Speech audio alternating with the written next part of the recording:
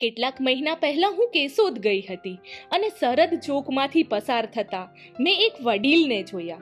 મને તરત જ ઓળખાણ થઈ ગઈ. આ તો હર્ષવર્ધન મહેતા, જેમને હું 1 વર્ષ પહેલા મળી હતી, જ્યારે એમના પગમાં ઈજાઓ હોવા છતાં પણ પોતાનું કામ તેમણે છોડ્યું ના હતું. મેં પૂછ્યું, કેમ છો દાદા? શું હું તમને યાદ છું? ત્યારે તેમણે કહ્યું કે આ ઉંમરે તો હું મને યાદ રાખી લઉં તોય ઘણું. આ રેકડી એ મારી જેમ ઘરડી થઈ ગઈ છે. હું તો હજી એ કામ કરી લઉં, પણ આ રેકડી, આણે તો હવે જવાબ આપી દીધો છે. ક્યારેક તો તૂટેલી રેકડી જોઈને લોકો કામ પણ નથી આપતા. આ રેકડી એમની સાથે દાયકાઓથી ચાલી રહી હતી. મેં પૂછ્યું, દાદા નવી લઈએ? ત્યારે તેમણે કહ્યું, આ મારી અડીખમ સાથી છે. જો આ જ રિપેર થઈ જાય તો?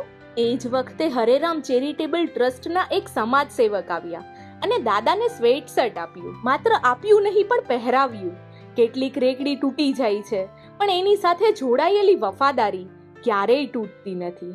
આ પૈસા નવી રેકડી માટે નથી, આ તો જૂની ઈમાનદારીને જીવંત રાખવા માટે છે.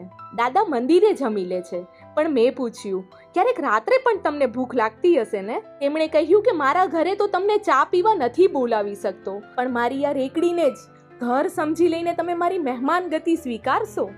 દાદા સાથે ચા પીને મારો થાક હળવો થઈ ગયો. અને આજે કોઈએ મને હર્ષવર્ધન દાદાની રિપેર થયેલી રેકડીની તસવીર મોકલી. જૂની રેકડી હવે ફરી ઊભી હતી. ચક્ર ફરીથી ફરવા લાગ્યા. આ રેકડી એ એક પુરાવો હતો કે તૂટી ગયેલું બધું જ જો ધારીએ તો ફરીથી રિપેર થઈ શકે છે.